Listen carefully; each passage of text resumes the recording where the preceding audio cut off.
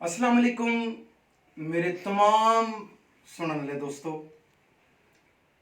काफ़ी अरसे तो बाद चूँकि सोशल मीडिया दे आवन नाल और कैसेट दे ख़त्म होवन नाल मैं बददिल हो गया।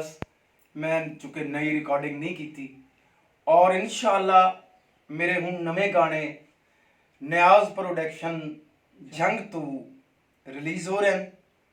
अनकरीब ईद दे गाने आसन मेरे जिहड़े गाना लिखे है फजल अब्बास और मेरे छोटे भाई जनाब सखावत अब्बास गौहर साहब ने जिहदे प्रोड्यूसर नज़ीर मदनी साहब। इस चैनल नू सबसक्राइब भी करना है और जो गाने आसन शेयर भी करना है, पसंद कर सो।